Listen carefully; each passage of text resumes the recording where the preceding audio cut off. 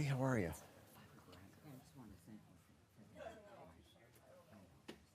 Oh, my pleasure. Not a problem. I appreciate all the work you did for us. No, I wish it was. It's not.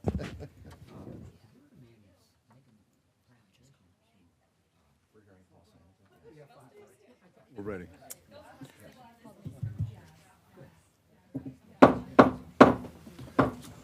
Okay, we'll now call this Board of Commissioners meeting to order. If I could have a roll call, please. Commissioner Hoffman, Present. Commissioner Asper, Present. Commissioner Heinzerling, absent, Commissioner Lamore, Present. Commissioner Wenzel, Present. Commissioner Swartout, Present. Commissioner Moore, absent, Commissioner Levens, absent, quorum present. We now rise for the Pledge of Allegiance. Allegiance to the flag of the United States of America and to the republic for which it stands, one nation, under God, indivisible, with liberty and justice for all. We'll now have our opening prayer. Gracious God, we thank you for this opportunity to call people for a meeting. We thank you for each and every one who is here today. You have blessed us with supportive people who seek the welfare of your people and your business. Loving Father, we thank you most of all for being here in our midst. Let your presence be made known and lead this meeting today. Thank you, Father, for we know that you are always here to support your people. We give you thanks and we give you praise. Amen. Amen. Now, if I could get a motion to approve the agenda. So moved. Support. Moved by Lamore, supported by Swartout. Are there any questions on the agenda? Hearing none, roll call, please. Commissioner Asper, Yes. Commissioner Lamore, Yes. Commissioner Wenzel, Yes. Commissioner Swartout, Yes. Commissioner Hoffman. Yes. Motion carries. If I can now get a motion to approve the minutes from the November 4 meeting. I'll make the motion and waive the reading thereof. I'll second that. Moved by Swartout, supported by Hoffman. Any questions, additions, corrections to the minutes? Hearing none, roll call, please. Commissioner Hoffman, Yes. Commissioner Asper, Yes. Commissioner Lamore, Yes. Commissioner Wenzel, Yes. Commissioner Swartout. Yes. Motion carries. Next, we move into our first segment of public comment. Are there citizens who wish to address the board?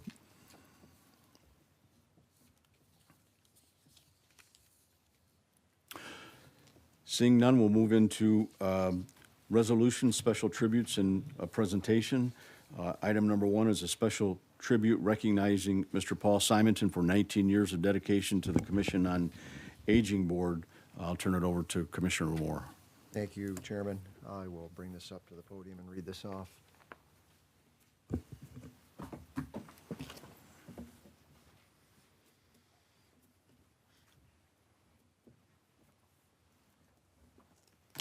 I'll have a little bit of help from previous commissioner as well as Jason Berry. Just want to make note that we are all wishing Paul a speedy recovery if that's possible, and would love to see him back in these chambers again someday. But I'd like to read this tribute to Paul Simonton, who served on the Commission on Aging Board for 19 years.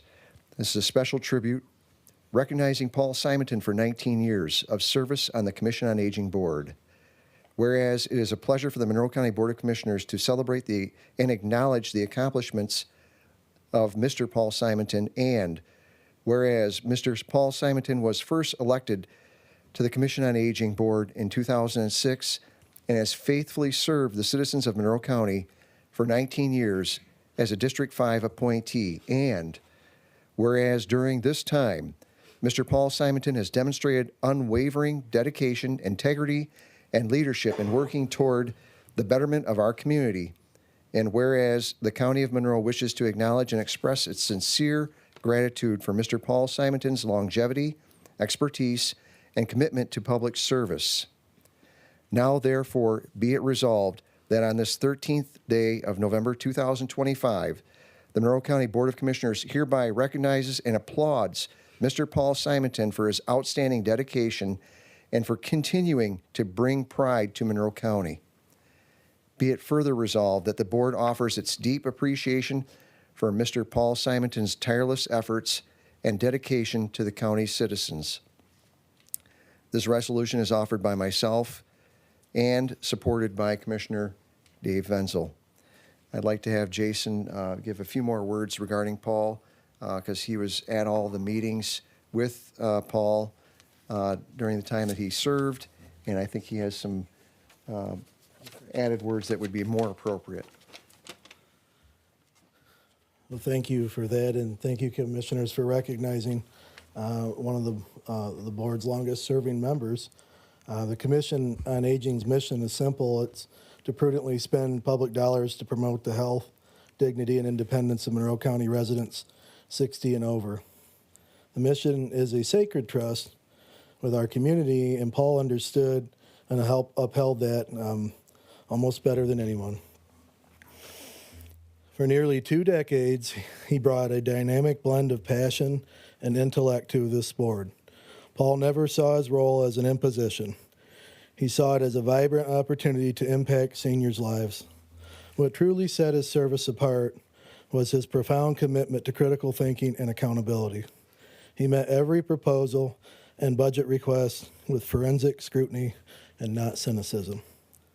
Paul knew that every dollar spent was a promise of a warm meal, reliable transport, or in-home care. He ensured that agencies were not just doing good work, but they were doing the most efficient and effective work. He constantly challenged us to find the most responsible way to maximize our impact. His careful analysis over 19 years led to decisions that maximized our collective impact across Monroe County. The stability and reach of many vital services today are a testament to the framework of accountability he helped build. He never let us forget that we are stewards of the community's resources. The Commission on Aging offers its deepest gratitude and respect for his invaluable 19 years of service. Paul and his family were not able to be here this evening, and so our thoughts and prayers continue to be for him and his family. But we have with us our former chair and vice chair of the Commission on Aging, who would like to also share a few words.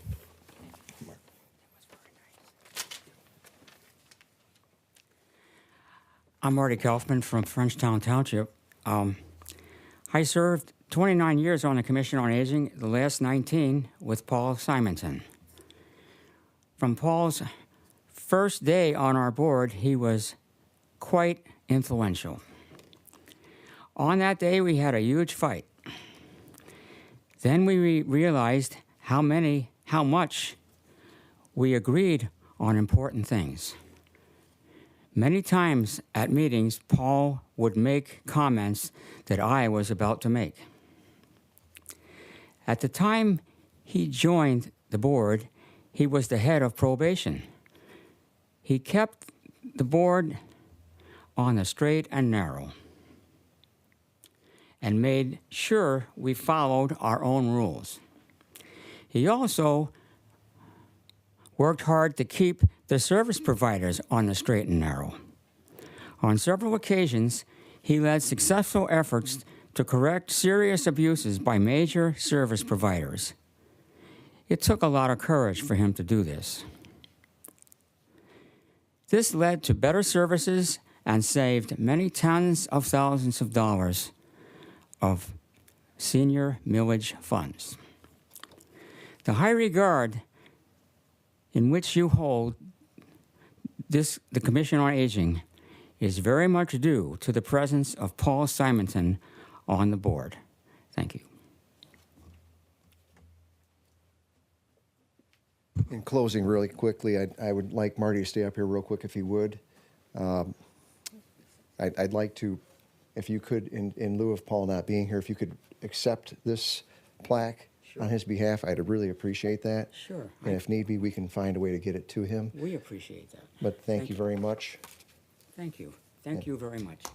Thank you all. For Paul. Thanks for Paul.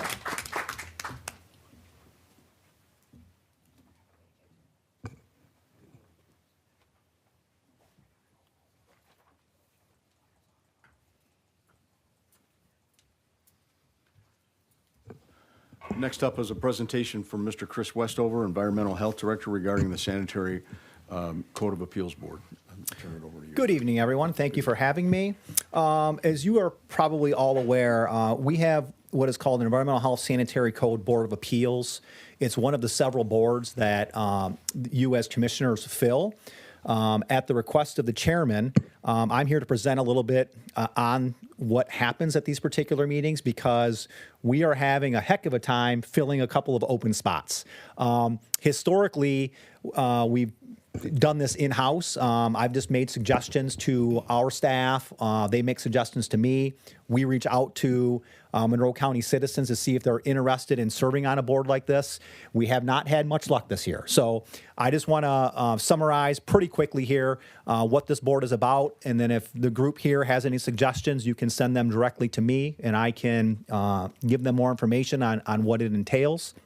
And then hopefully we can go from there. So again, there's a county board approved 7-person board of appeals for our environmental health sanitary code, which was legally adopted by this board many, many years ago. In general, it's very similar to what I would consider a zoning board of appeals. There just needs to be a mechanism that problems can go in front of an independent board, so we're not the end-all, be-all on making decisions as it relates to our sanitary code, if that makes sense. The particular section in our code more or less lays out what needs to happen, how they make their decisions, and Grace, I do believe you forwarded that one-page document to the board here for them to look at. In a nutshell, if we make a decision that one of our constituents disagrees with, maybe doesn't like, they can always go to this appeals board to have them hear their side, hear our side, and render a decision. Very, very quickly, more or less, if someone that is filing an appeal can prove to the board that all else being equal, that public health will not be harmed, they are going to side in favor of the applicant. If for some reason they figure out that, or they determine that they cannot provide equal protection of public health, they're going to side on the side of the health department. There are pros and cons to this particular board. A couple of pros: public service is always a wonderful thing. These meetings only happen once a month. If they even happen once a month, we might have a lack of agenda items, so those typically would get canceled. The meetings typically are not very long. The biggest con to this particular board is that you sometimes are giving residents bad news. I can think of 2 specific examples, and these typically are when we see people come to us. There could be an issue with sewage. There could be an issue with food. 2 separate programs. You hear sewage, you hear food. Those shouldn't go together, and they don't in this instance. So imagine someone, and I'm going to use this term very loosely. Imagine someone trying to skirt the system, so to speak. Imagine someone has a 100-year-old farmhouse that also has a 100-year-old septic system. Septic system's probably not going to last 100 years, and it shouldn't last 100 years. A system that was installed 100 years ago is probably the size of that table in the middle of the floor. Not going to be worth anything as far as functionality goes.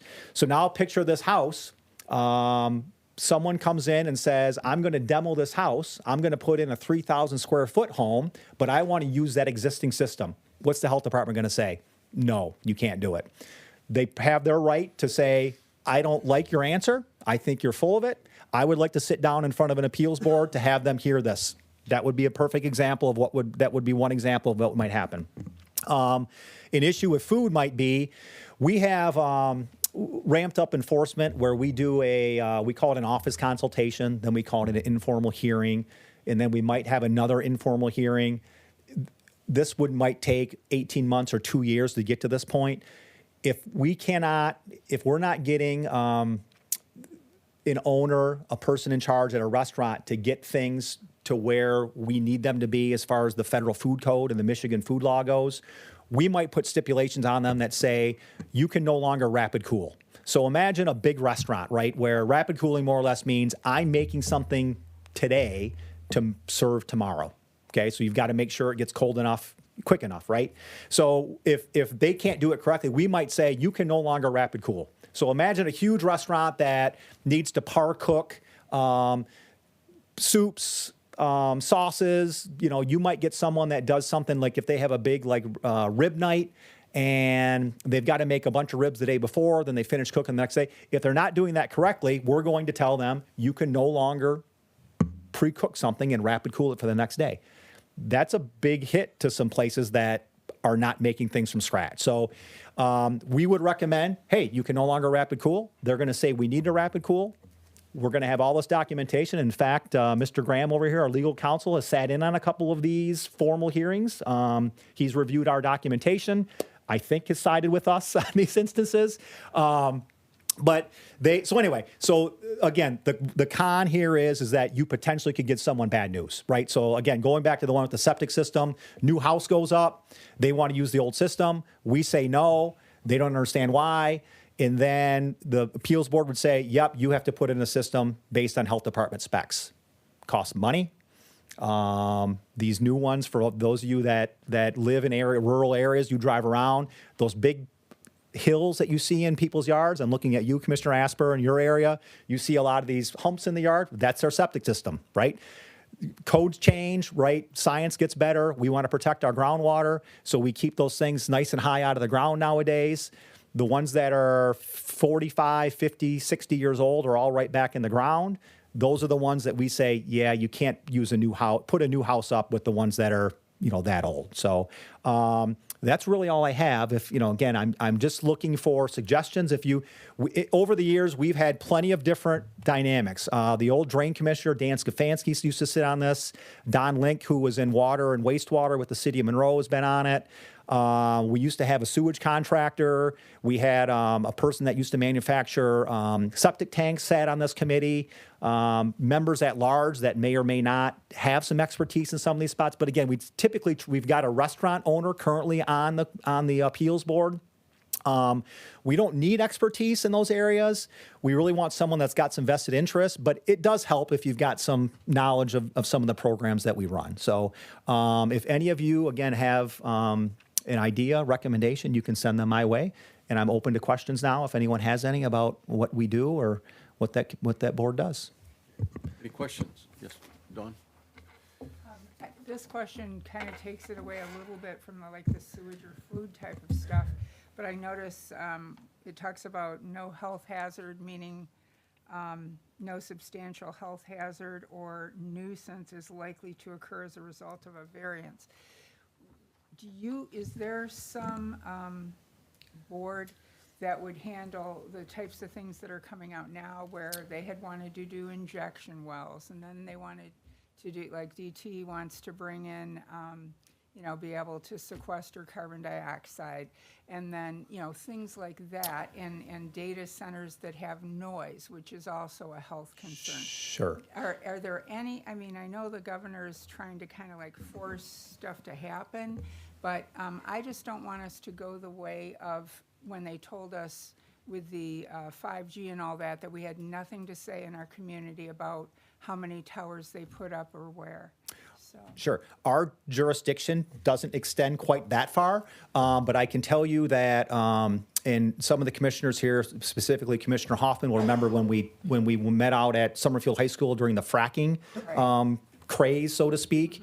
The state does have a division, the oil and gas division, that handles these well. Our jurisdiction lies with irrigation and drinking water wells. When we start to get into natural gas, oil, things like that, it's out of our area expertise, but there is a division at the state that handles all that stuff, all of that. The question I have with it has to do with them sequestering carbon dioxide, which, if there were an explosion or a leak or whatever, would get to our groundwater. And just thinking of I think we have 3 springs. I think we've got places where we've had, our geology, I just don't think is good for what they're planning for us. And so I was just wondering, who would I contact? Is it anyone local in Monroe County? Or has all this been the state that we've had to ask for? It more or less has been the state, Commissioner. I can tell you that I've been on a call or two, and I've expressed our concerns locally about our specific groundwater vulnerabilities with what we have with our karst geology, so to speak.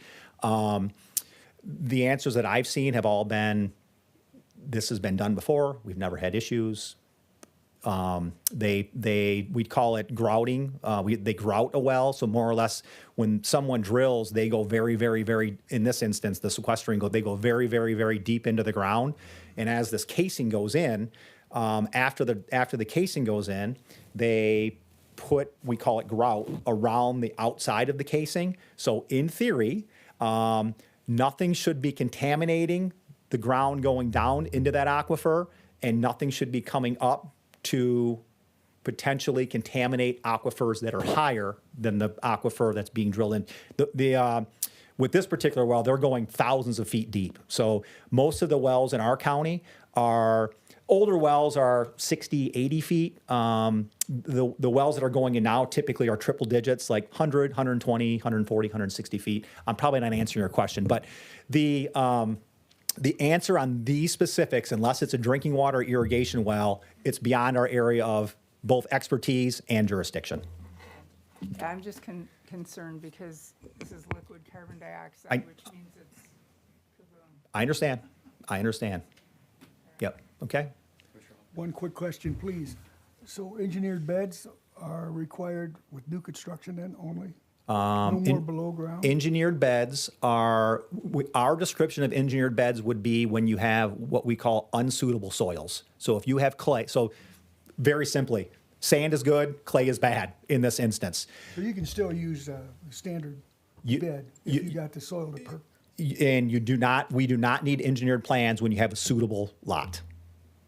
Thank you. That's correct. Yep, so if you have sand, you do not need engineered plans. Anything else but sand, you do. Thank you. Yep. Okay. Any other questions? Thank you, everyone. Thank you. Thank you. We'll now move into finance matters and receive an update on the status and development of the 26-27 budget from Mr. Bosonic. Okay, thank you.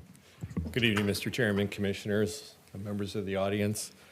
This won't take a long time. We're in between windows of our meetings, but certainly an update is due. And start with this slide, an update. I can count. I know the slide looks like I can't, and we go 1 to 4 to 5 to 6. What I'm representing there, I just thought of it, is that we've already taken care of 2 and 3, so they're off there, and so we still have 1 through 6 to take care of. No, I just missed it. So I'm just going to briefly tell you what's taken place since the last meeting. Going to update the preliminary budget totals for 26 and 27. Always keep in mind that second year is kind of a rough number. We're not building every single cost in. We're not building every revenue. Those things, they can change. And we just don't have the granular focus like we do in the upcoming budget. And then just talk briefly about what's left to complete prior to a recommended budget, and then just confirm our schedule ahead. But most important is our work is, winding down, so to speak. We've, Sue and I are going through this grind away at the final verification of amounts, rates. If something doesn't look right, what have we missed? These kinds of things.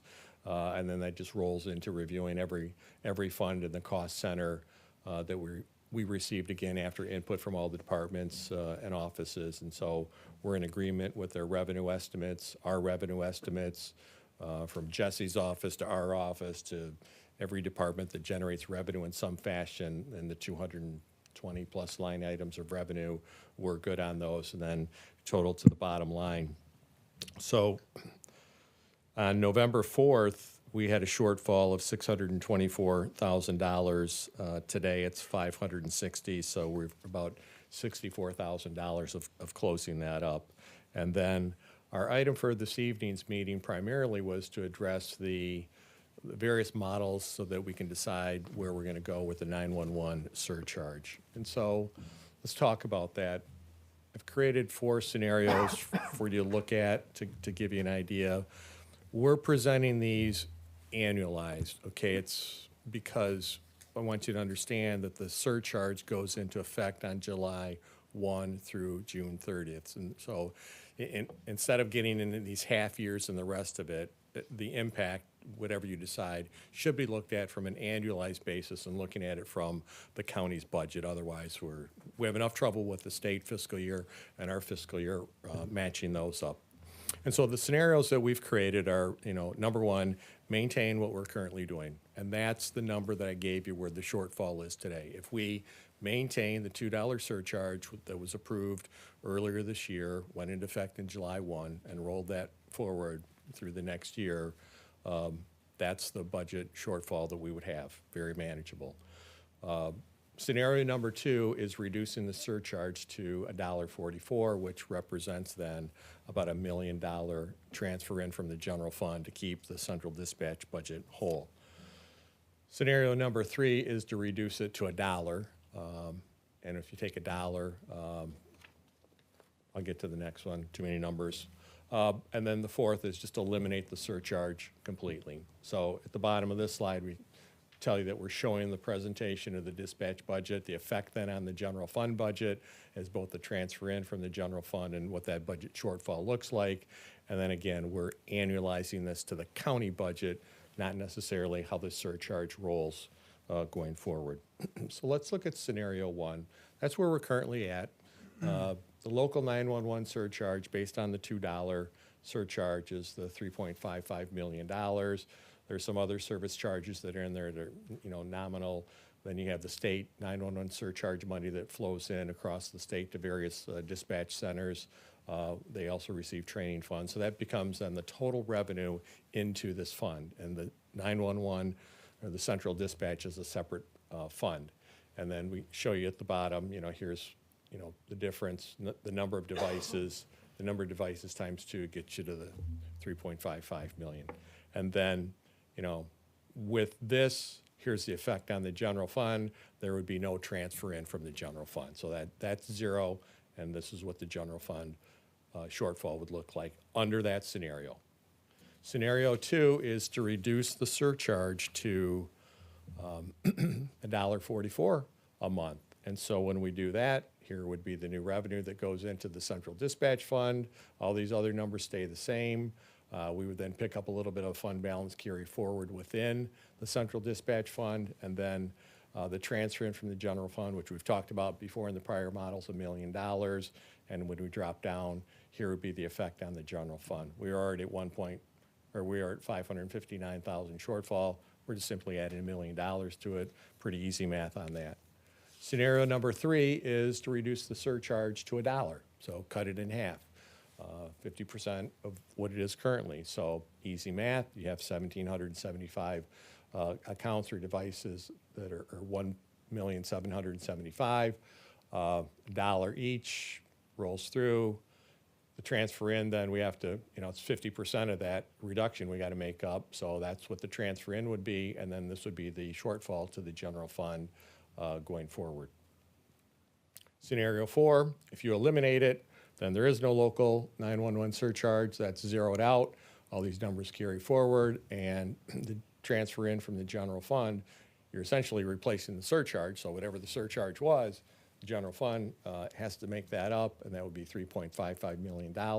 And then the effect on our budget and the general fund is a $4.1 million shortfall, and that would have to be covered then from fund balance carry forward into a line item of our budget for revenues. So that is those, and we can come back to it, Mr. Chairman.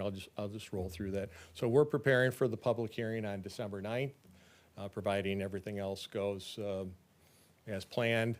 We've got a number of things to do. We'll get the legal notice. It's more or less ready to go.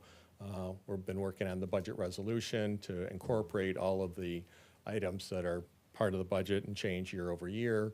And then, we'll do a final clarification and check of any numbers that we see need to be corrected. If we've missed anything, that's what Sue and I are going to be doing between now and then.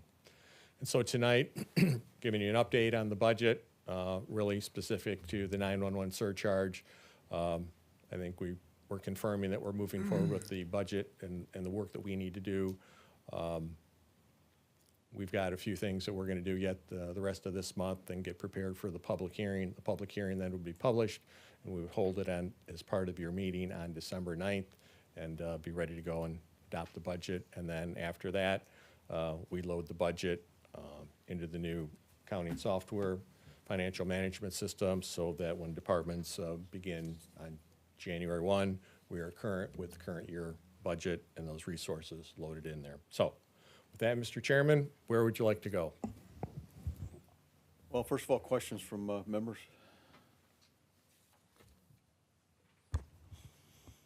Commissioner Swartout? Yeah, we talked a little bit at the last meeting about maintenance costs for the equipment, replacing the equipment and stuff like that, and you said it was pretty much ongoing.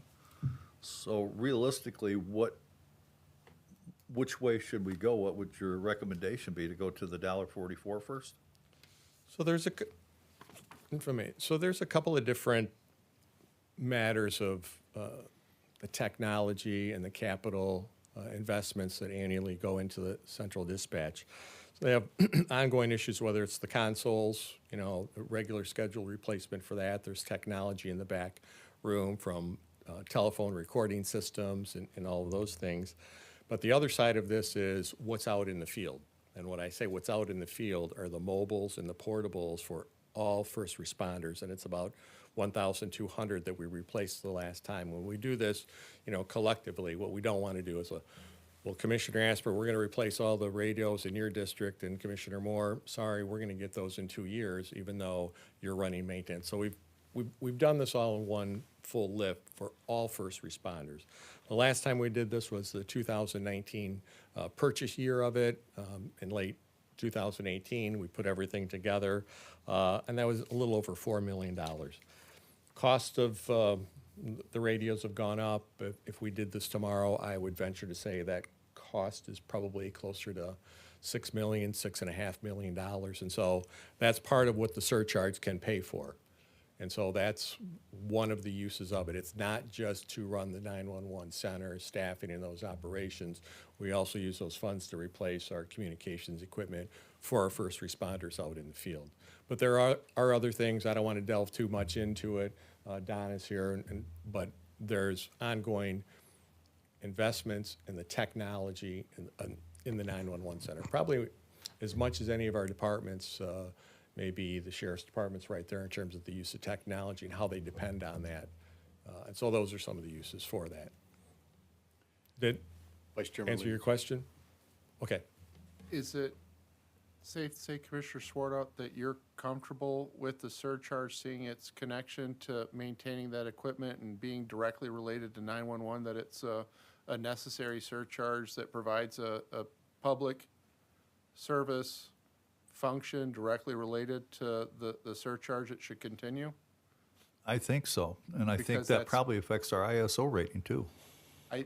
I think it'd be short-sighted because we came into the surcharge when it was each separate municipality. If this one, had to, it wasn't uniform on the four corners of the county, and this allowed the county being the principal stakeholder to make sure that everyone had the best, equipment. It isn't like it's a surcharge on a cell phone that relates to some other service not connected to, a 911 emergency call, or the equipment, the staff that needs to answer that call and dispatch the appropriate responder. I mean, if this was for, argument's sake, for a bike path, that wouldn't make sense. But this isn't for a bike path. This is for 911 services that are needed and are going to continue to be needed.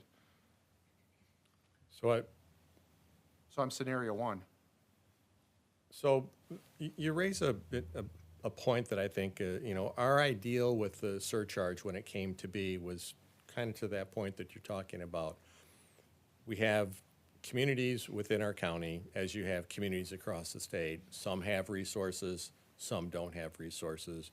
When we looked at our role in emergency dispatching and our role in supporting emergency first responders in this, they were often coming to the county and wanting the county to finance these projects. And it was always, that's your fire department, that's your responsibility. And they went out then and lobbied. All the first responders put a lot of time and effort to lobby for this under the ideal that, 911 surcharge monies could be then used to lift everybody in terms of the ability to have quality communications across the board. We replaced the fire paging systems throughout the entire county. Every firefighter got a new pager. We updated the infrastructure with that, and we're maintaining that infrastructure. We're part of it. You know, we have a 5-site simulcast microwave communication system that's a subset of the state of Michigan's radio communication system. So, and Donna was here a meeting ago talking about the agreement with Lucas County. I mean, that's what we're doing as well. The backbone of our system is to maintain all of that. And so with the state of Michigan, their radio shop, they're out. We have an agreement with them. They provide all those services. Long story short, it's our ability with the 911 surcharge to be able to make sure that all first responders have the tools and the resources to be able to hear communications, be dispatched, and not be in a position where some have this capability and some do not. We want everybody at that same level playing field when it comes to being dispatched for emergency services. And we want our 911 center to have those resources too. We want them to be at the top of the list when it comes to not fighting for dollars after everybody else. They, you know, front of the line, 911 calls have to be answered. Somebody has to be there to answer the call. That's one of the most important things that we do, and I think this just speaks to a dedicated funding source to make sure that both as a county, and communities look to the county as the leader on this, that we have the resources in our shop, and those resources are available to them through this 911 surcharge. Commissioner Hoffman? I think we need to keep that thing intact. I don't know if Donna wants to say something about it, but I know the mobiles are the wave of the future. And I think if we lose this, we're going to be in a tight spot. I know years back when the budget was so squeaky, we couldn't afford anything. And thank God we had this to fall back on for 911 center, because it's very important to our citizens' public safety. So I'm definitely I say we should leave it alone, actually. Commissioner Asper? I think I see it from a different point of view. It is extremely important that we have this.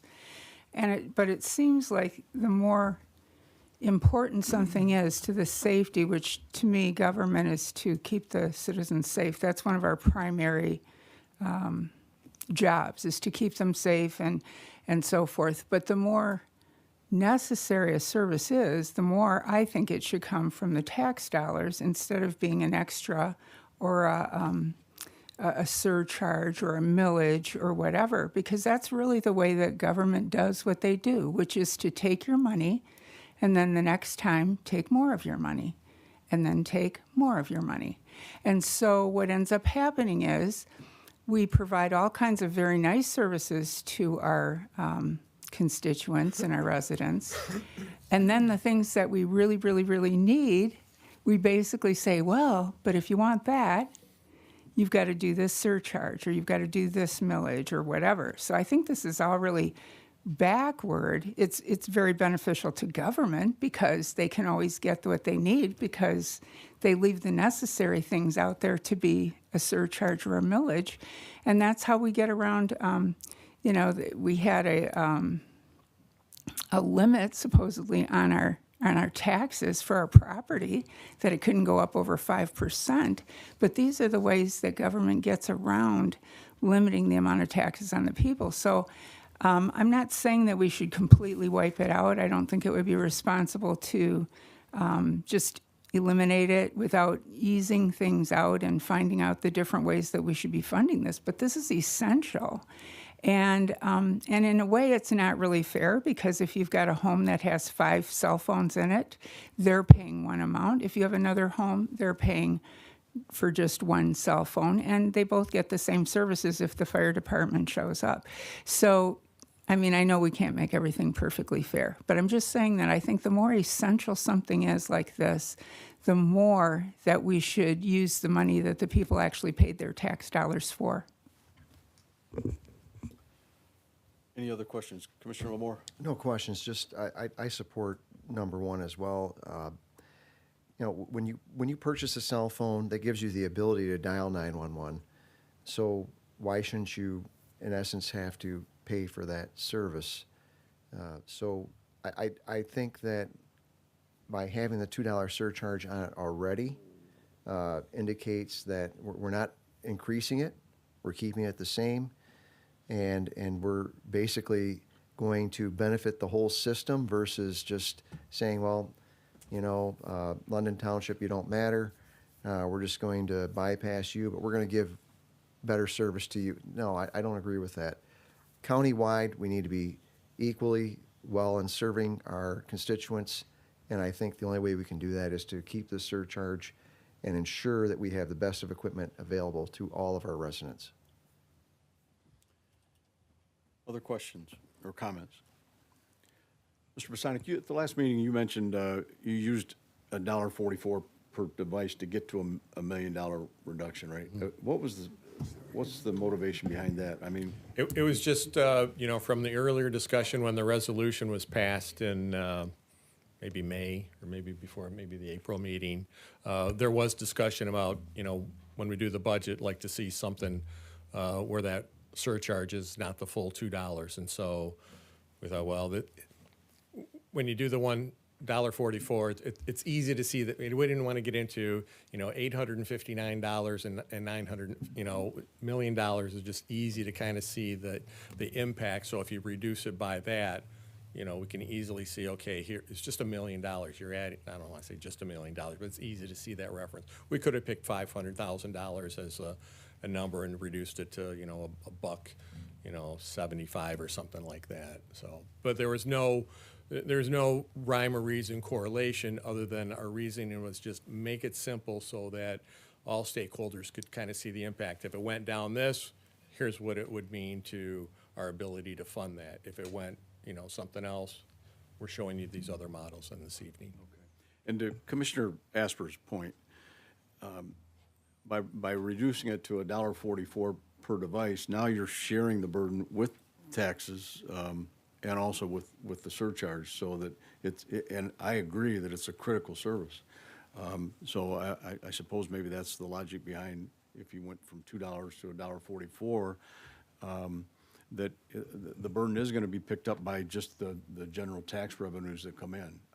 However, I will tell you that I support the $2 surcharge.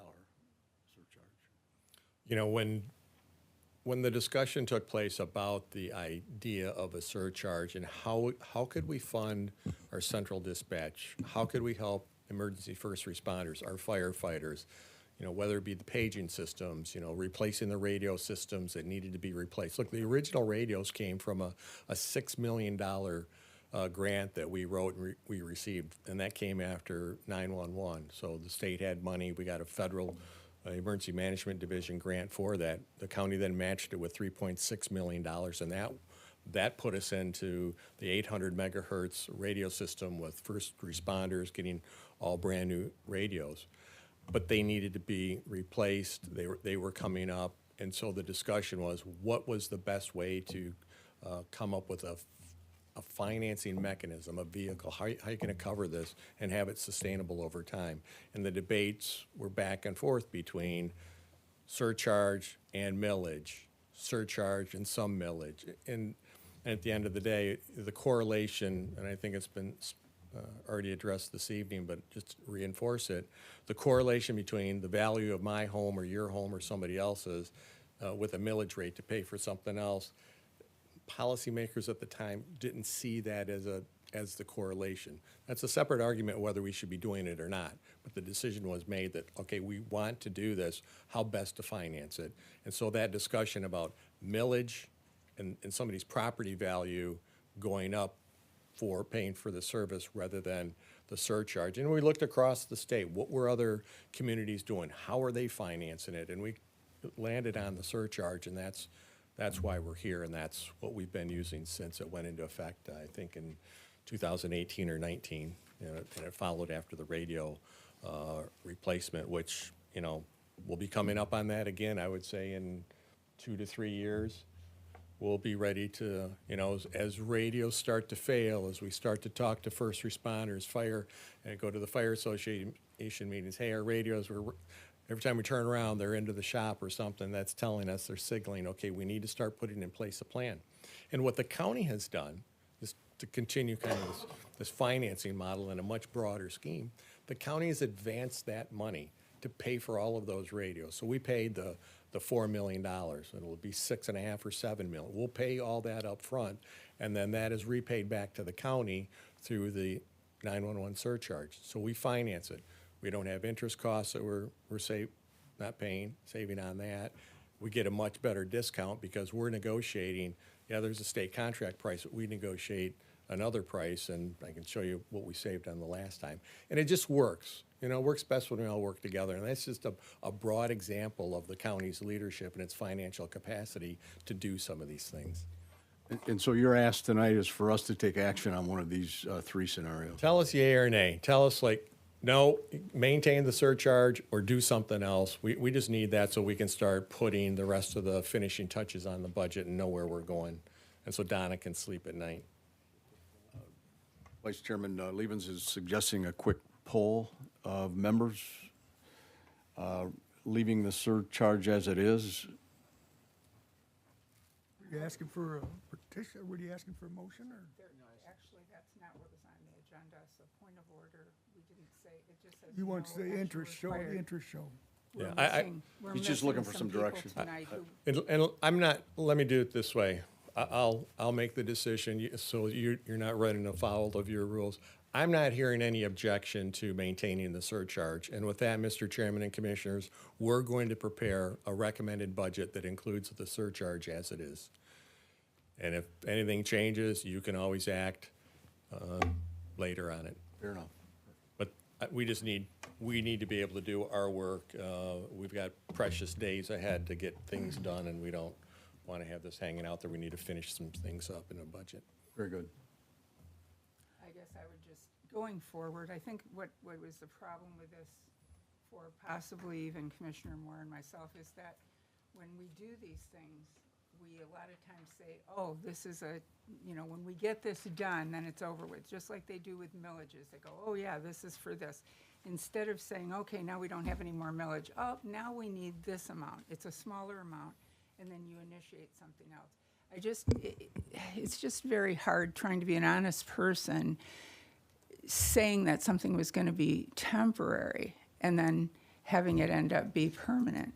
So I would just say going forward, when we make these considerations, that we be clear with the public that this is not just something that's temporary if it's not going to be temporary.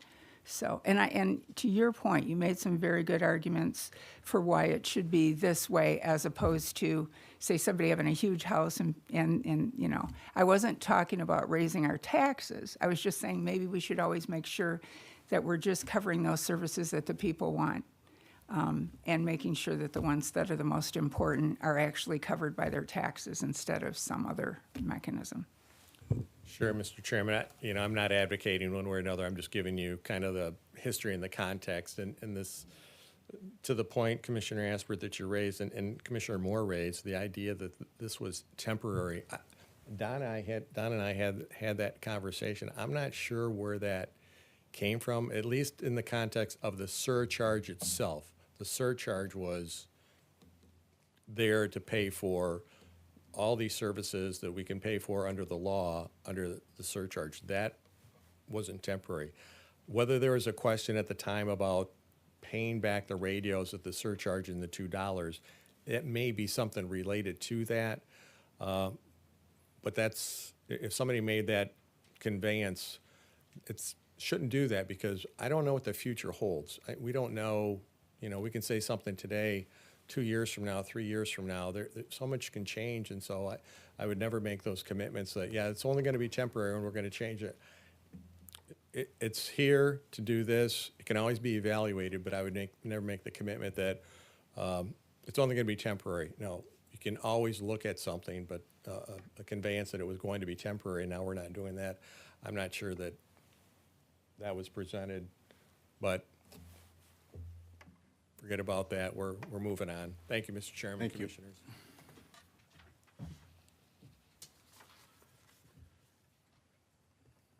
Now moving on to the consent agenda. Item 1, approval of non-claims. Item A, check register dated November 7, 2025 in the amount of $531,348.80. Could I get a motion to confirm this non-claims? So moved. Moved by Asper, supported by Swartout. You have a question on the motion? No. Okay.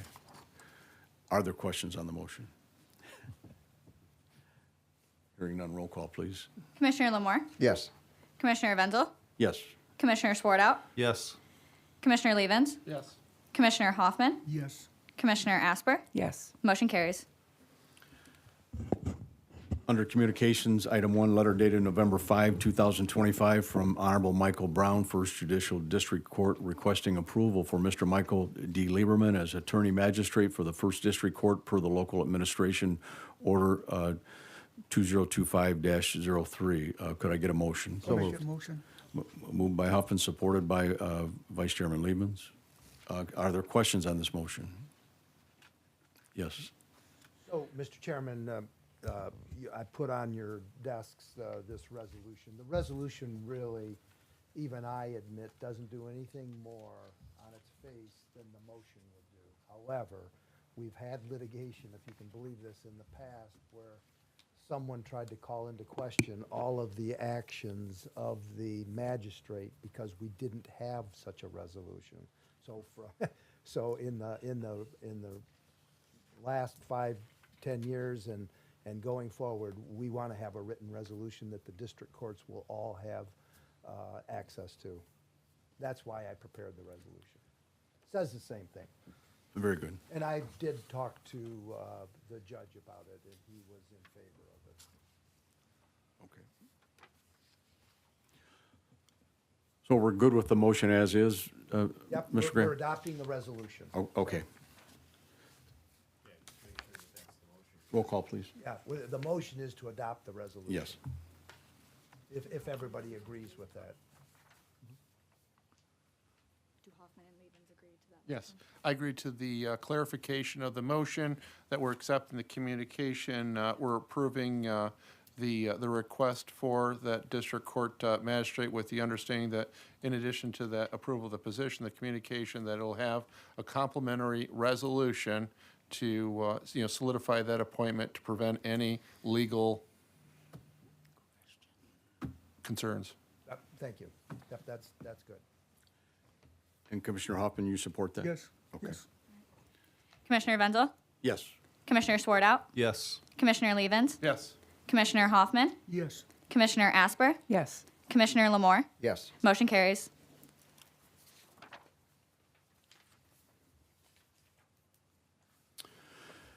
Item 2, letter dated November 4, 2025, from Mr. Jason Berry, Community Planning and Engagement Director, submitting the proposed updates to the Bedford Township Master Plan for review and approval of the county planner's recommendations. Could I get a motion on this? So moved.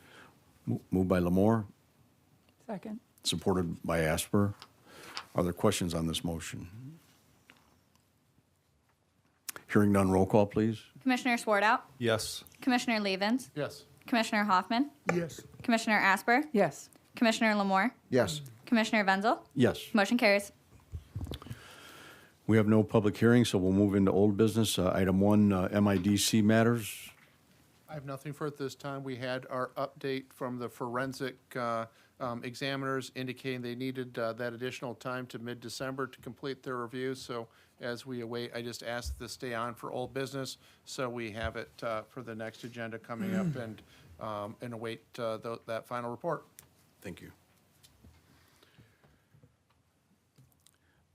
There's no new business, so we'll move into the second round of public comment. Are there citizens who wish to address the board?